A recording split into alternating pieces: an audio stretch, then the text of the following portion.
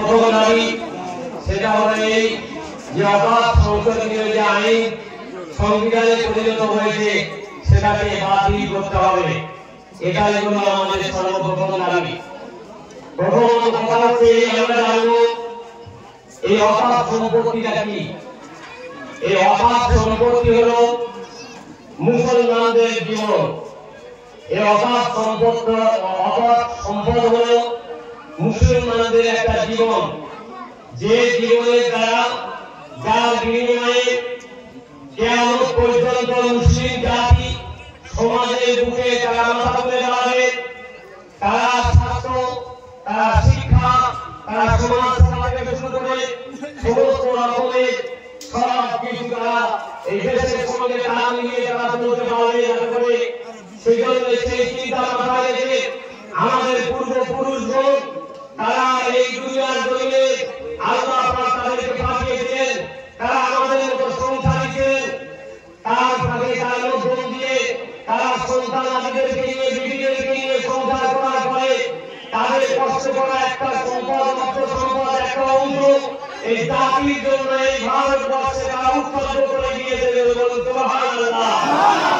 সেই সম্পদের নাম হলো অবাধ সম্পদ। সেই অবাধ সম্পদ তারা দান করেছে যে এই জাতি মাদ্রাসা, মসজিদ, খানকাহ, ঈদগাহ, হসপিটাল, বড় বড় সমাজ সেবার কাজ তারা এই মাধ্যমে করবে।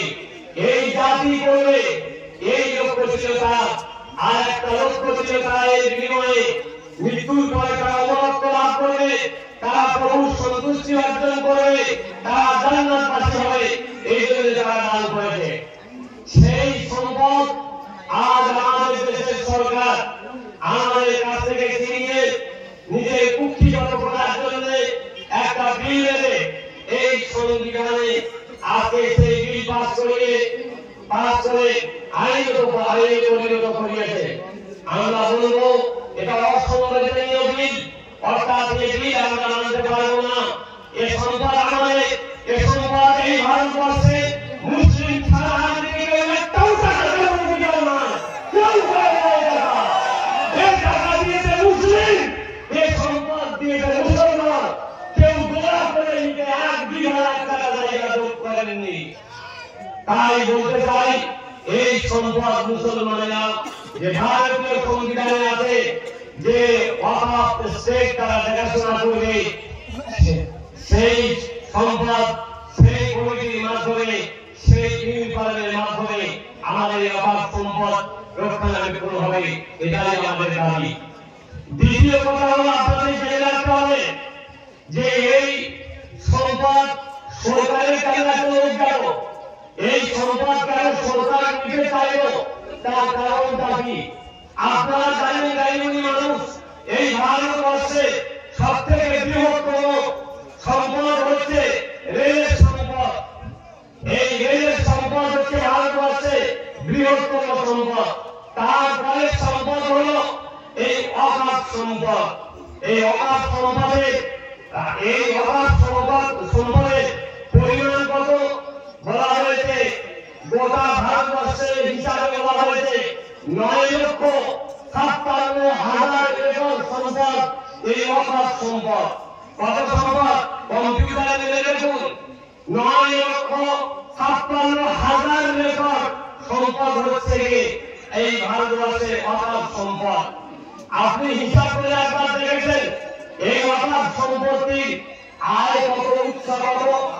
তাই সরকার বাহাদুর হিসাব করে রেখেছে এই সম্পদ যদি তারা কুক্ষিগত করে, এই সম্পদ যদি তারা নিজের আয়ত্তে নিয়ে আসে, তাহলে তারা এই সম্পদ দ্বারা মুসলমানদেরকে তারা মুসলমানদের উপরে শরীর ঘুরবে, এই মুসলমানদেরকে তারা মুসল মধ্যে রাখবে, মুসলমানদেরকে কি করে জব্দ করা যায় সেজন্য তাদের লক্ষ্য করেছে এই ভারতবর্ষে দ্বিতীয় বৃহত্তম সম্পদ তারা হস্তগত করতে চেয়েছে।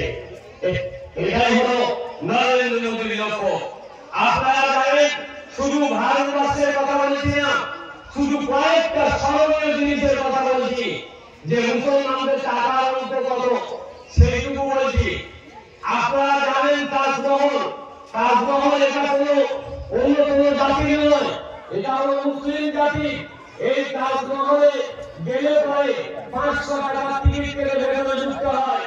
এই তাজমহলের সরকারের ইনকাম হয় সারাদিন কয়েক লক্ষ টাকা, মাসে হয় কয়েক কোটি টাকা, বছরে হয় কয়েক 100 কোটি টাকা ইনকাম হয় এই তাজমহল থেকে, মুসলমানদের সম্পদ থেকে। আপনারা জানেন কুতুব মিনার নামে একটা মিনার আছে, যেখানে দেখতে গেলে এখন 7 টাকার টিকিট কাটতে হয়। সারাদিনে সেখানে কয়েক লক্ষ টাকা ইনকাম হয়, মাসে হয় কয়েক কোটি, এবং সেই সম্পদ থেকে বছরে কয়েকশো কোটি টাকা সরকার ইনকাম পায়। এমনি করে এই ভারতবর্ষে হাজারদুয়ারি থেকে শুরু করে লালকেল্লা থেকে শুরু করে আরো অনেক বড় বড় স্মৃতিসৌধ আছে, এগুলো সব মুসলমানের। এই মুসলমানের উৎস থেকে হাজার হাজার হাজার হাজার কোটি টাকা এই সরকার ইনকাম করে। চতুর্দিকে রওনা উঠেছে, ইমাম সাহেবের ভাড়া দেওয়া হচ্ছে। কত টাকা ভাড়া দিচ্ছেন জানেন? আমাদের পশ্চিমবঙ্গে যা সম্পদ আছে, সমস্ত সম্পদের ইনকামের 10 ভাগের 1 ভাগ টাকা আর মুসলিমদের খাতে, ইমাম থেকে শুরু করে কবরস্থান থেকে শুরু করে মুসলমানদের উন্নতি খাতে ব্যয় করা হচ্ছে। বাকি টাকা সব সরকার তাদের খবরে চলে যাচ্ছে। প্রিয় ভাই সকল, একথা বলতে চাই, সময় সংক্ষেপ, একটা কথা বলি। হাজী মোহাম্মদ মহাসি 18 সালে 200 কোটি টাকা এই ভারতবর্ষের পদ্মভূমিকে রেখে গিয়েছিলেন। সেইটা বছরে ডবল হয়, 5 বছরে বাদে ডবল হতো। সেই টাকা আজকে আমাদের এই ভারতবর্ষের অর্থকর্মী রেখে গেছে হাজী মোহাম্মদ মহাসি।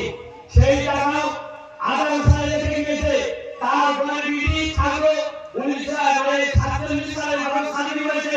29 বছর থাকলো, তারপরে ব্রিটিশ টাকায় হাত দেওয়ার ক্ষমতা হলো না।